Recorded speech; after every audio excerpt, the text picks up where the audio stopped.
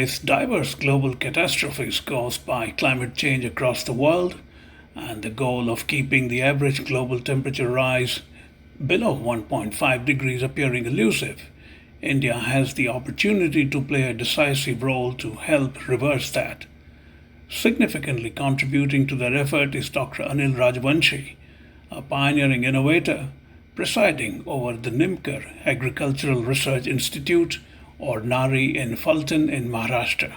An inductee of America's Solar Hall of Fame, Dr. Rajvanshi has bachelor's and master's degrees from the Indian Institute of Technology, or IIT, from Kanpur, and a PhD in mechanical engineering from the University of Florida. As the principal investigator of 27 projects funded by various national and international agencies, he has a broad overview of the state of innovation in India. He has authored or co authored more than 250 publications in various national and international journals, including 35 editorial articles on sustainable development and spirituality. Dr. Rajvanshi has 7 patents to his credit in the areas of lantern, alcohol stove, biomass gasifier, and electric cycle rickshaws. Dr. Rajvanshi spoke to South Asia Monitor and Mayank Shah reports over a wide range of issues, including climate change, rural innovation, and whether India has the R&D depth to make a difference. We are meeting in the midst of diverse global catastrophes caused by climate change.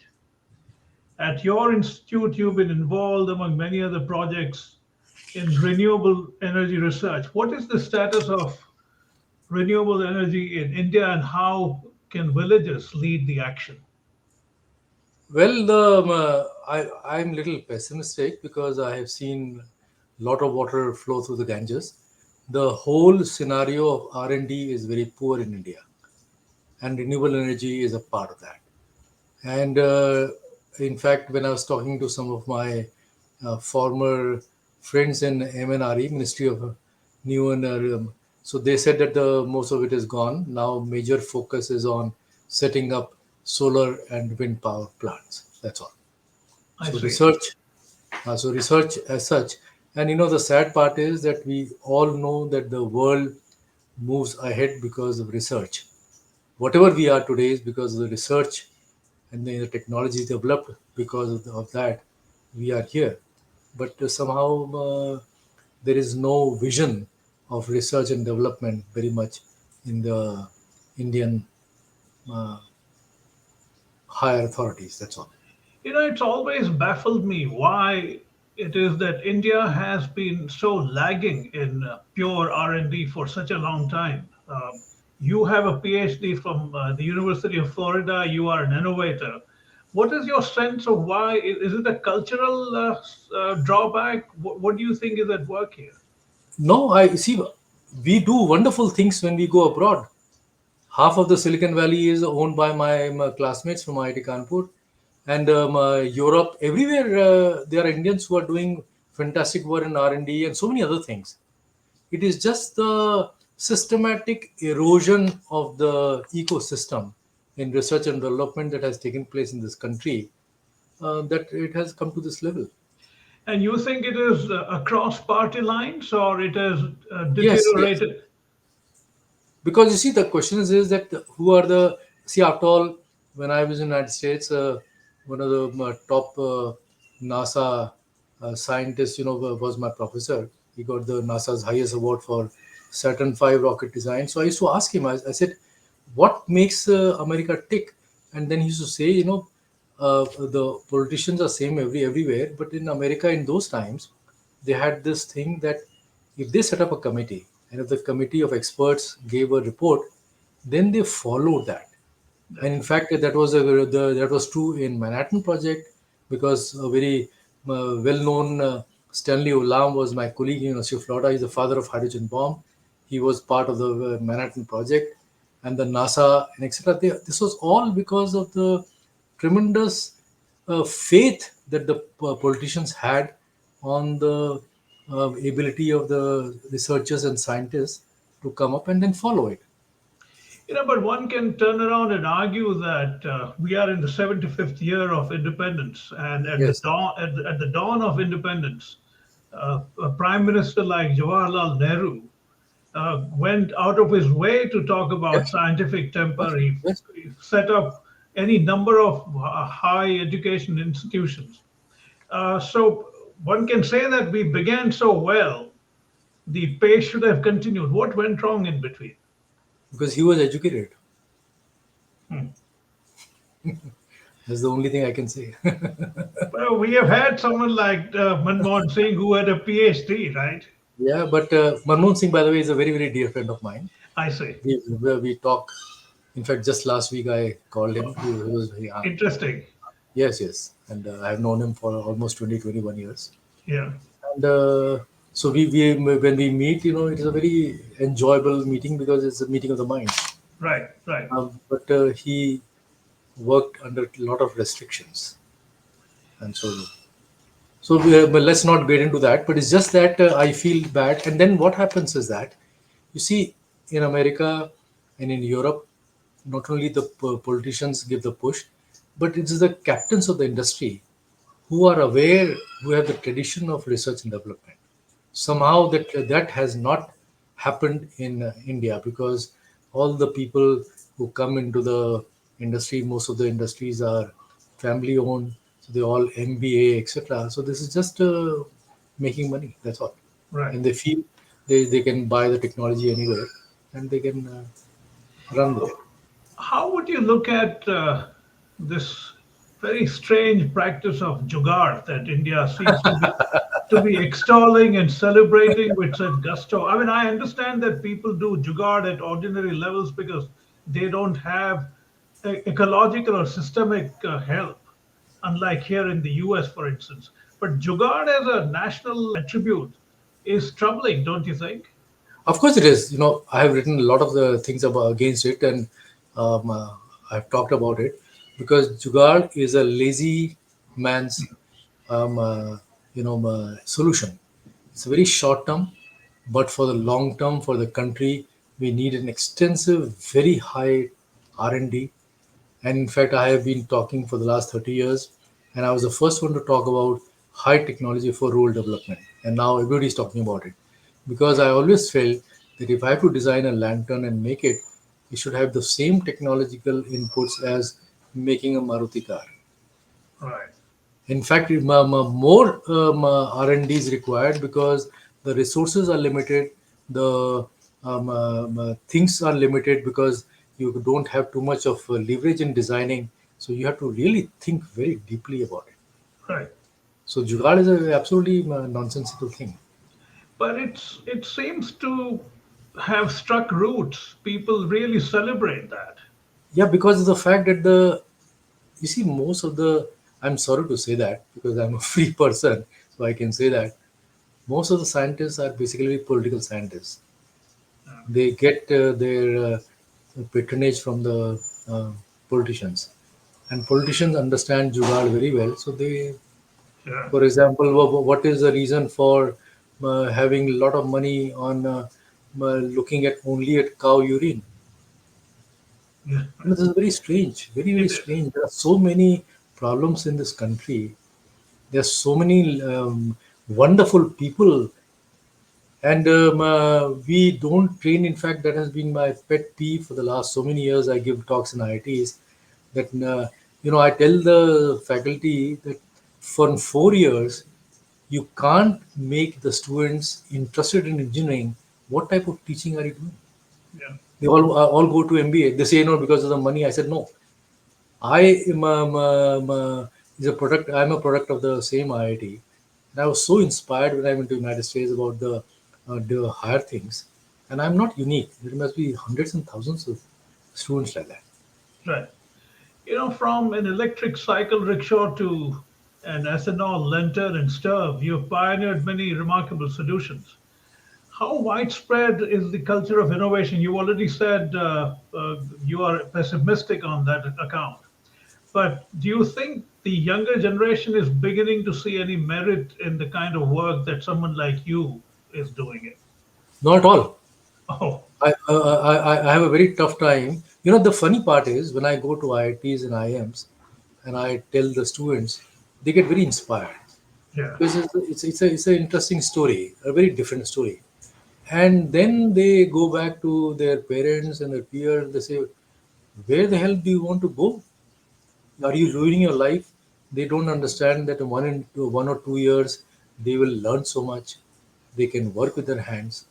So they just have no understanding, and also the fact that they have never done anything with hands. Our whole education system today is just passing exam, Right. one after another. And the professors and the teachers, they think that that is very easy, and so these guys are simply passing exam right from childhood to the end. And when they are all the time involved in passing exam, where is the time to think, innovate, work with hands? There's no culture. It's a very Yeah. sad thing. No, it is astonishing. You're right. Even when I was growing up in the late 60s and 70s, even I was exposed to things like carpentry and Yes. sewing and a whole lot of other things. But that seems to have completely disappeared. See, as you know, I went to the top institute, IIT Right. Kanpur. That was number one because an American aided. We had a 5 years program. In fact, whatever I am today is because of the education that I got in IIT Kanpur at that time. And we had everything. We made projects out of wood. We made projects out of metal and so different things. And you learn so much. In fact, my professor, because we had to also go through all other engineering, so I took a couple of courses in electrical engineering, and we used to work with transistors in those time, 1968, 69. Transistors were very expensive because everything was imported from America, and we used to burn. And my professor said, "Now please write 10 ways in which you can burn the transistor." Now that was a very Right. eye-opening phenomena. When It you is, do yeah. something with your hand, then you realize. Yeah. Now the guys don't even know the difference between the spanner and a um, uh, the screwdriver. It's very Yeah. very Forget knowing the difference. They don't even know the nomenclature for that. exactly. I was struck when I first started coming to the US. Hmm. Every little thing, if you go to a Home Depot, every little thing has a name. Yes, If you ask a salesperson, you're looking for a whatever quarter-inch screw or 4x4, they know exactly what you're exactly, talking about. exactly. I think I'm troubled because in a country which has the concept of Vishwakarma, Hmm. hands-on work used to be celebrated, but I find it's getting looked down upon as the country modernizes and becomes more urbanized. When I came for the first time to this place where it was so horrible that to make a long distance call, I had to sometimes hop on the bus, Yeah. take a 4 hour journey to Pune and make a phone call. Our institute was around 6 to 7 kilometers away from the town. Oh, And when the institute building was made, the toilet, bathroom were kept outside because my father-in-law, who was the uh, initiator of this institute, said that if we have the toilet in the building, then it will smell like nobody's business. So when I came, I found the toilet to be the most horrible, and I have always believed in Gandhian principle, and I'm a very fetish about yeah. toilets and other things. So I sent a note to all the scientists that we clean the toilets, and there was a major revolt. They said we are scientists. So out of 40 people who were there, only four said we will clean with you. So I put the handkerchief on my nose and I cleaned the toilet, showed them how it can be done. Yeah. And there were only four of us, so I locked the toilet, gave the key to the four of them. And for 2 years, these guys went out in the field and did it. Really? But they were not interested in doing it with hands. And this is the land of Gandhiji. Yeah, but what is that contempt? Where does that come from? Is it? I mean, I Caste. hate it. I'm glad you're saying it yourself, but it's so deep rooted. Yes, it is. It is. This is not my work. I am. I'm really speechless when I keep hearing that. But So, you, this has been my philosophy of life that I do whatever, and that is the reason why I did whatever it is. I just do things which I enjoy, right? and whatever it takes to do things, I do it. I Yeah. don't care about others. My classmates said that I was doing a harakiri by going to a place rural. In fact, probably I was probably the first Indian IITian to go to rural India Yeah. and stuck to it. Speaking of that, your organization, Nimkar, or is it I Nimkar or know Nimkar? it's Nimkar, Nimkar, Nimkar, Nimbkar Agricultural yeah, Institute. yeah, NARI as the short form goes. Yes, Your engagement with solar power has existed since 1987. yes. Because I did my When PhD in solar energy. Yeah, when it built what is said to be the world's first solar power plant for the Yes, distillation of ethanol. yes. How has that been scaled up in the last 3 decades or so?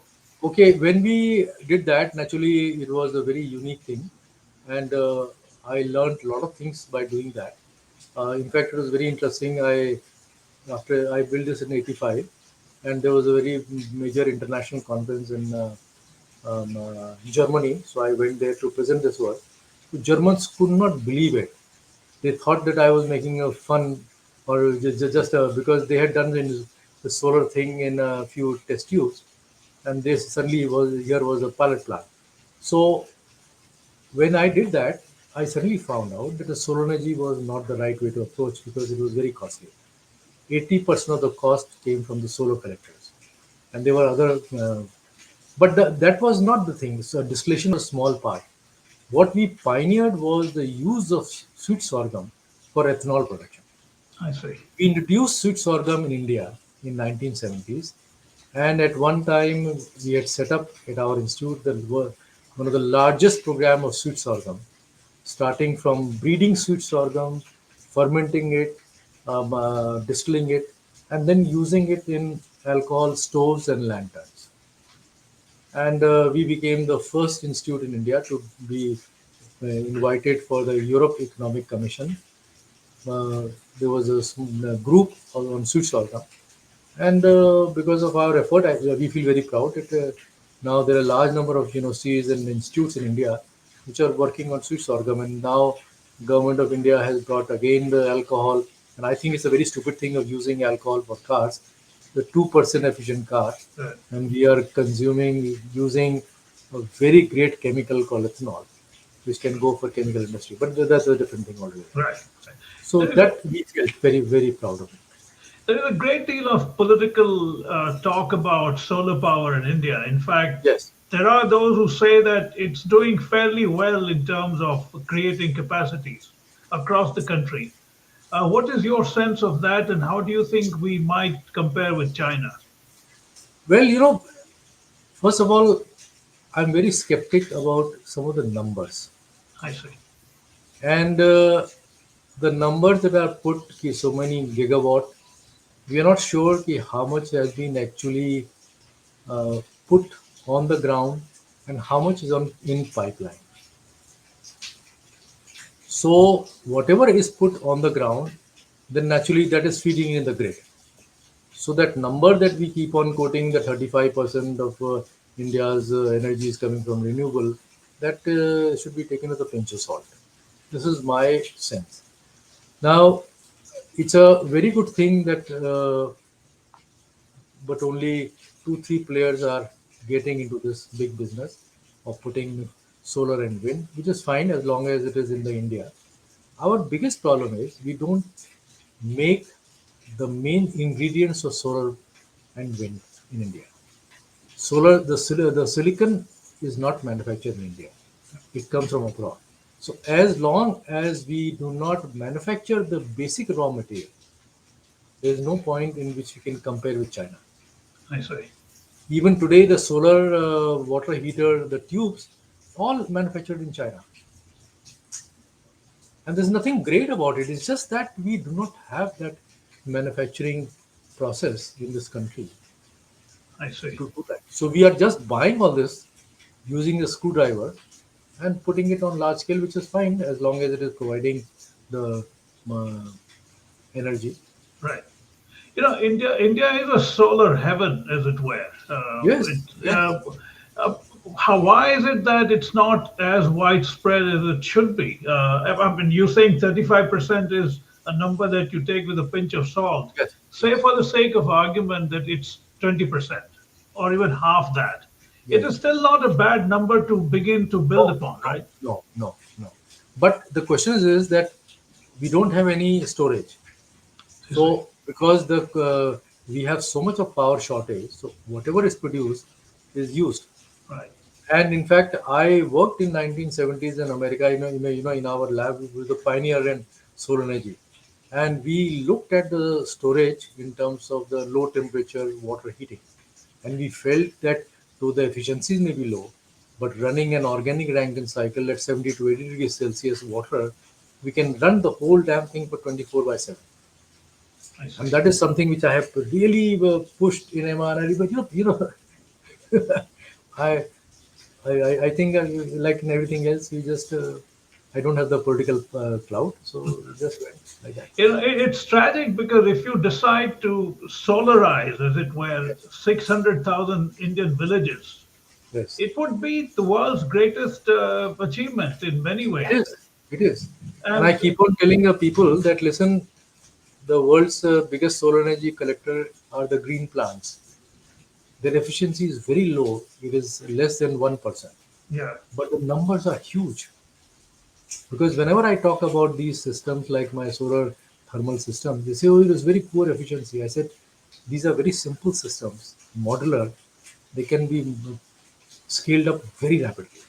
right, right. NARI has also helped create more than 1,000 biomass power plants across Not India. 1,000 biomass, 1,000 megawatt.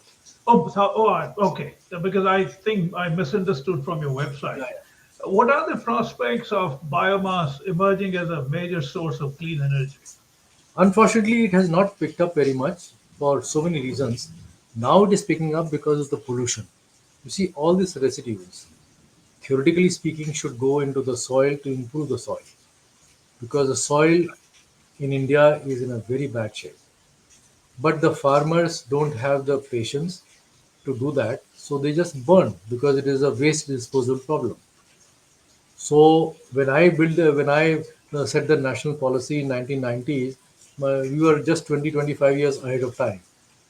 But that national policy allowed all the biomass mapping of the whole country as a part of the Taluk program. So that we felt was a very great achievement because of our work. And then after that, they set up around 100 to 150 power plants of 10 megawatt. So it was around 1500 megawatt.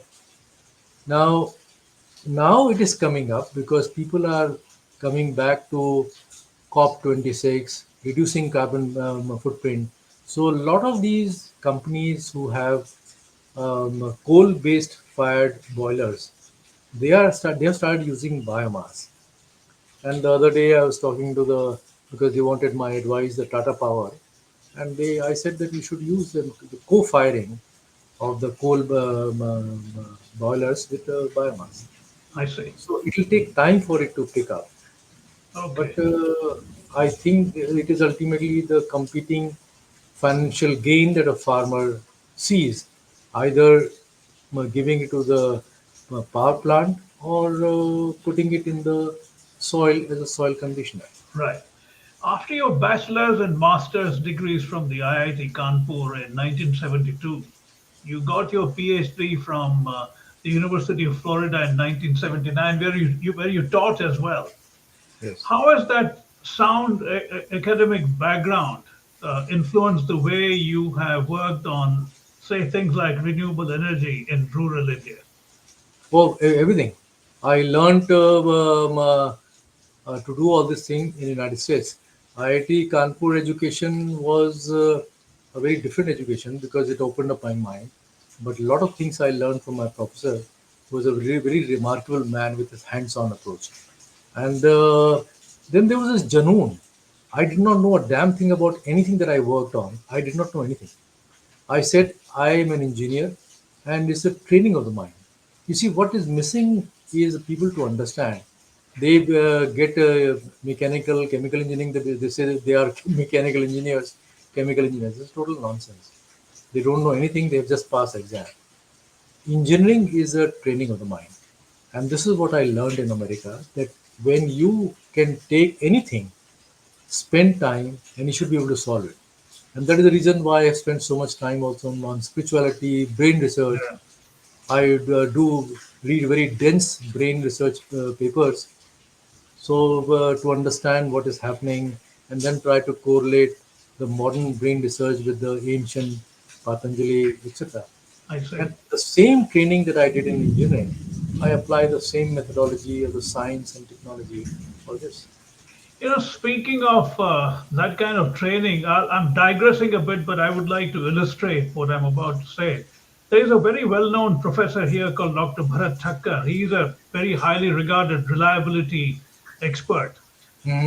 When our India's moon mission failed, Yes. literally within 2 to 3 hours, he sent me an email saying that there is no way Hmm. that craft could have survived. These are my calculations. And Hmm. they were absolutely precise on the spot. So I did a story for the wire service IANS, Hmm. and there was a great deal of reaction in India because they thought this was a challenge to our national pride and things like Hmm. that. Hmm. But the Hmm. simple fact is, it was a very clear engineering reliability calculation Exactly. that Dr. Exactly. Thakkar came up with. And Exactly. finally, ISRO acknowledged that it was destroyed completely. Why is it that we are not able to take this into our planning and change the way we think?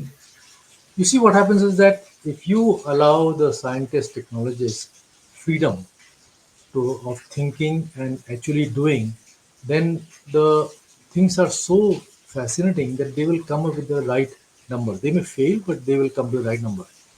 When the pressures, political pressures are there, because it's a matter of national, whatever it is, then they can do a lot of mistakes and a lot of stupid things.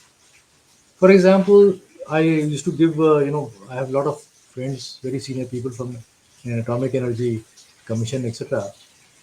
I tell them that, in America, they caught some high school guy. He had everything that he could make the atom bomb. You don't require 5,000 crores per year Yeah, budget for a simple atom bomb. yeah.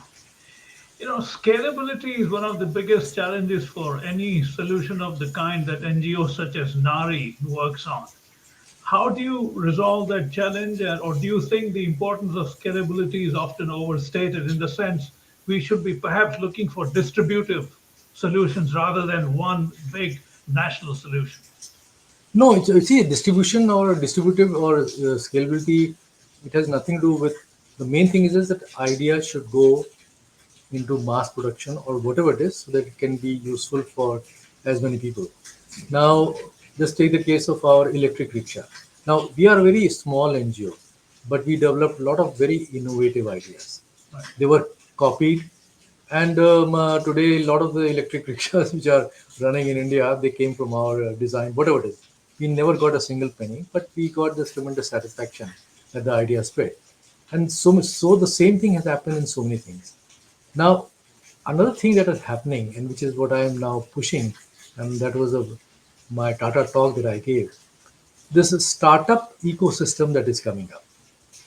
I have a feeling that the innovations that we produce in our NGO, because we are a unique NGO that is a science and technology NGO. Right. Most of the NGOs, are for social and etc. And I keep on telling the government and other people that you should have a separate section for such NGOs.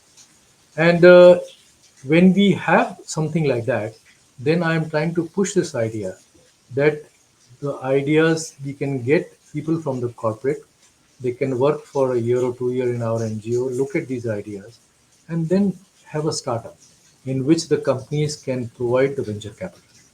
So it will be a good thing for them to have a business. At the same time, our ideas will, because you see, what you make as a prototype and what comes out, there's a lot of difference between the lip and the gum,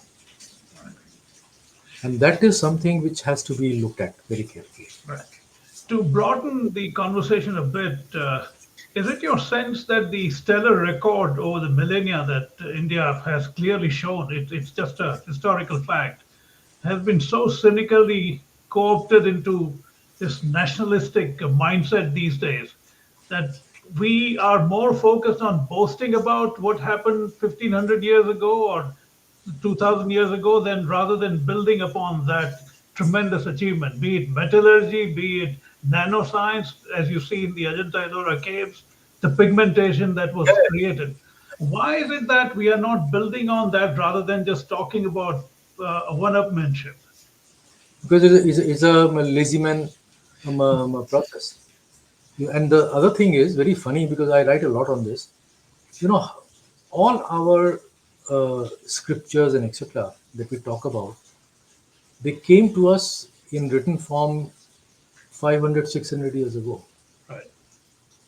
Now, Patanjali, we still do not know because I have written a lot of articles on Patanjali and I have read almost everything on Patanjali.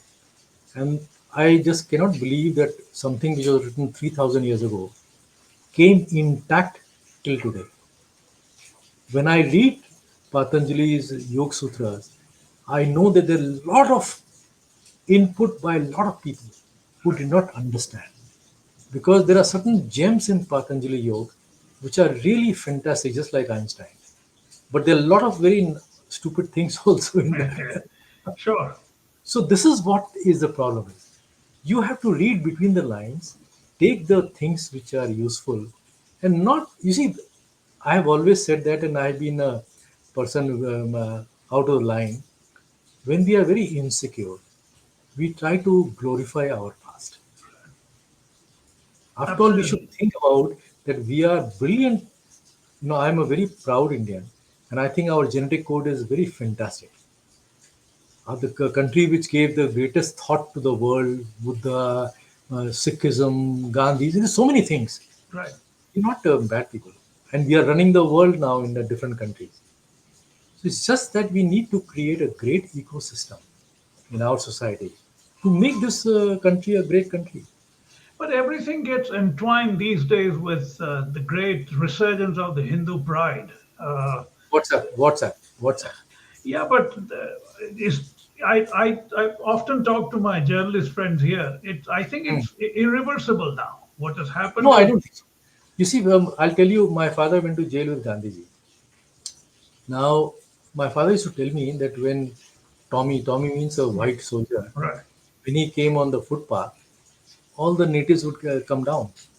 He said, "Can you believe that 300,000 white Englishmen they ruled a 30 crore country?" Absolutely. It was a crisis of confidence, which Gandhi changed.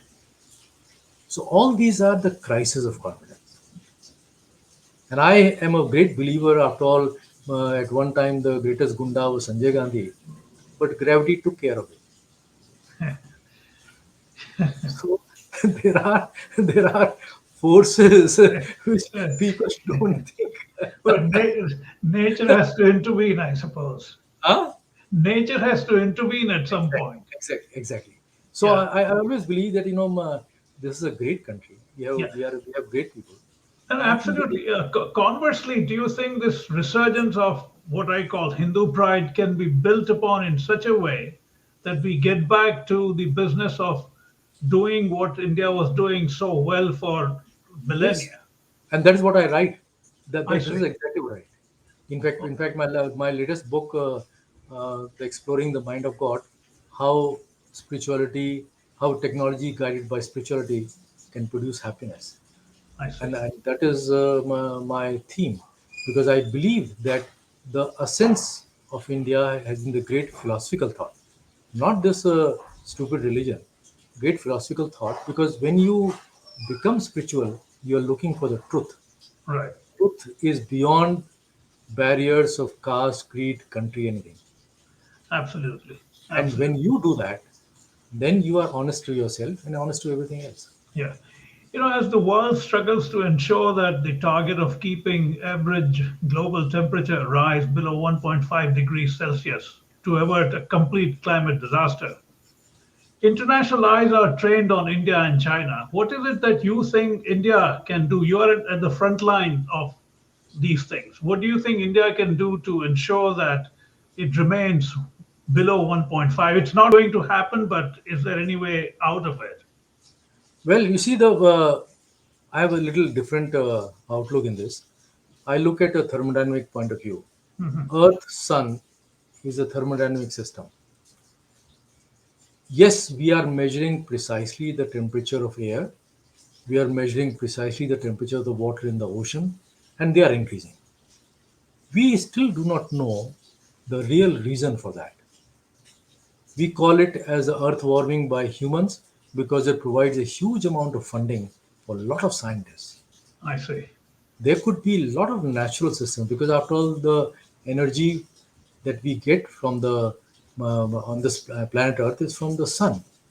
Then there is also the energy which is coming from the hot earth also. The earth's magnetic field is changing from north to south. Right. The uh, because I did a lot of work in the cloud physics when I was doing my PhD. Oh, I see. Okay. So I know a little bit about clouds, and I was also in contact with the pioneer of the cloud seeding at General Electric, Irving Langmuir. Right. He died, but his right hand man who developed this was Schaefer, and I used to interact with him. Now, clouds are charged particles, Right. and when the Earth's magnetic field is changing, the total amount of cloud cover in this world is same. Where it is following as a rain is different, I see. and this is never factored in the IPCC and other reports. Oh, that's fascinating. And I don't have the neither the if I was young I would have done all the calculation, but not anymore. And I feel that that is something which should be factored in. That's one part. Secondly, I really feel that if you just take the mass of humans, the mass of earth, the whole structure, we are very very small. Right. I just don't understand how can we affect in such a profound manner. So there are other forces, geological basically, and the sun is giving the same amount of energy. But when the magnetic field changes, then the interaction creates a lot of very interesting things. But the fact that it has coincided with the rapid industrialization of the world and the kind of emissions that have taken place, I think it's perhaps intuitive for people to think that very significantly we have caused it. And so far, the jury says that indeed it's us. I mean, Earth has its own logic, but we are the ones who speeded it up. I remember when I was a student, Walter Cronkite was a very big Yeah, yeah, name. sure. In one of the, I think, end of this news thing, he said that the Dow Jones Industrial Average is directly proportional to the number of rats in the New York sewage. You can correlate anything you want, and statistics is a fantastic thing. Number one. Number two, I feel that irrespective, if it helps us in leading a sustainable life, then that is a very good thing. Right. Because all our pandemics, lot of things, and I've written a lot on that in the South Asia Monitor, etc. Right. That these are because of the unsustainable lifestyle that we have. Yeah. And if it can change, then all the force and the power to be. Right. Right. You know, I mentioned Bill Maguire, who is a Yes. very well known British scientist.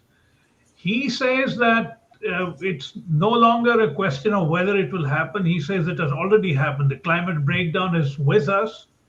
All that we can do now is to live around it. What is your sense of that? No, I think it is going to happen because I have shown with my own life.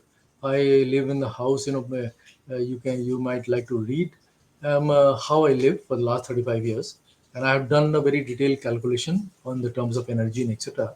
And in one fourth the average energy spent by an American, I live a very sustainable and very emotionally satisfying life Right. and very modern life.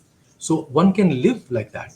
And when you see at Gandhiji, this is what he said that each one of us, when we start becoming sustainable, the world will become sustainable. We Absolutely. don't have to talk about big in meetings and this and that, etc. We should just start with us. Right.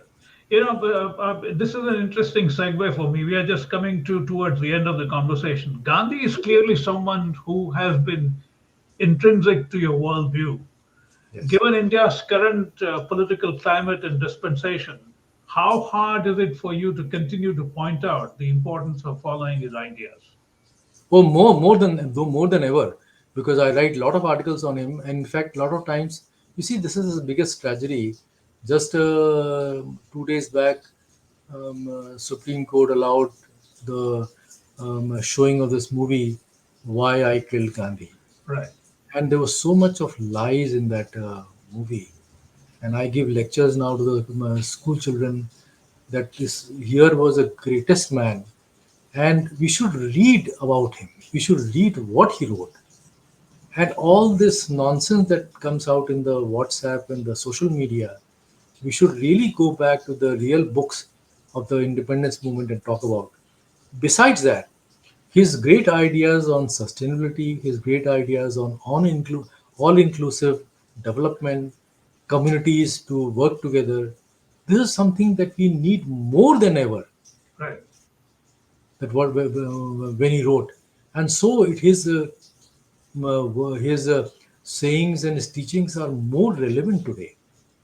His non-violence, these are things which we should Right. be looking at, and we don't read it. We Yeah. just think that he was a very useless person because he talked all the time about non-violence. Don't not realizing that non-violence does not come from a weak person; it comes from a very tremendous strength. True. Interesting you should mention some of those ideas. I mean, I have been following that for a very long time now. In fact, I produced a documentary called Gandhi's Song on Vaishnava Janato. I'll send you the link. Uh, how it is at the core of Gandhi's life. But people forget that it was written 600 years ago by Narsi Yes, Mehta. exactly. My point was about at a time when we are celebrating the rise in individual wealth, there are billionaires everywhere now in India. Here was a man, Gandhi, who talked about trusteeship. Yes, That wealth is trust. I mean, yes, it's not individual; it is shared, communal. yes, Now, an idea like that was radical even then. yes. Do you think an idea like that can be even talked about now? Yes, I gave a very big lecture in June to Tata Oh, Group with I the see. chairman of Tata and 40 CEOs of the top Tata companies. So around 180 people were there, and I was a chief guest. And this is what I talked about. Oh, I I said, see. you've practiced CSR. When Gandhiji developed his trusteeship, he had the example of Jamshedji Tata. True. People don't understand, know that. So it's a remarkable thing. And Tatas in the early times really believed in that. That whatever money they make, they should really give it in CSR and etc. Today, CSR is very well known, Yeah. but it was practiced by Tatas almost 120 years ago. Yeah. And CSR is legally mandated, right? yes, Yeah. and people are getting around it because now more and more money is going back to the parties and political parties and etc etc. But the real thing is that they should really help the country because that is where the wealth comes from.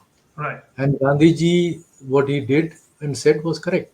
And you should also realize that the Birlas and Bajaj were as crooked as they are today. But it was Gandhiji's great ideas and noble intentions that they got into the freedom Right. struggle. Some people told me that they got into the freedom struggle because they knew that they will have a huge market because of Gandhiji. Yeah. I mean, it's possible, but that is not what Gandhi was driven by, right? Exactly, You exactly, can't exactly. you can't inflict their sins on him. He would use whatever he had at his disposal to achieve the goal of independence. And Mayank, I have written a lot of articles on Gandhiji. I have a I whole would section. love to read them. I'll check it out. I Yes, think there are some links yes, on your website. yes. And also where my writings are, there's a whole section on Gandhiji. Oh, And wonderful. No, I I'm think you a passionate Gandhi reader, and these days it's completely out of fashion to talk about Gandhi. In fact, a But lot of people write to me that it's amazing that you at this age and time you write yeah, about Gandhiji, no, no, it's because I have read astonishing. extensively. Exactly. because I've read extensively, and you have to read. Everybody is a prisoner of his or her time. You have to Right. read between the lines. Absolutely. I The often tell ideas. my friends that in 1916, when he came to the Banaras Hindu University, when he started his speech, he talks about how filthy it was to go to Kashi Vishwanath temple. Yeah, And people are looking at him, why is this man talking about filth? yeah. His point was that we don't want, if we can't handle that, how are we going to handle larger issues? And I talked about Gandhi as an engineer. In fact, that came as a byline in Nature I editorial. see. Oh, I Uh, see. because in 1929, Mhm. he put out a 1 lakh rupee award for developing a fantastic new charkha. 1 lakh rupee in 1929 is equivalent to around bigger than the Nobel Prize It is, today. yeah. Yeah. And a man who people say that he was anti-technology and anti-science, how could he put such a big award for developing the technology? Right, right. And in fact, he set up two committees, and never in the history of India we had a committee where two Nobel laureates were in the committees, Yeah, Rabindranath Tagore and C.V. Raman. right. And the committee's main thing was to what goes into jaggery and how we can make better jaggery and what are the ingredients of jaggery. So that's This is really way interesting. back. Yeah. Exactly. Yeah, Exactly. yeah. As I let you go, I want you to tell me what your larger vision for India is at this time, especially when a lot of people despair at the direction in which not just India but a lot of the other countries are going. What is your personal vision that you think can be translated into reality? My personal vision is that I'm very optimistic. I think that the future of India is naturally its youth because they are the biggest, and we as elder people who are older generation, we need to guide them in the right path of the old Indian philosophy tradition. When the Guru pointed by finger the path, the person has to follow it, but it should be done honestly. And if we follow our old path, so spirituality plus high technology is what should be the mantra for India's development. And I think we should teach our youngsters on to following this. And if we do that, not only we will help the one fifth of mankind, but we'll change the world. And I really believe that we have the capability of doing that. On that sanguine note, Anil, I really want to thank you for your time. It was fascinating.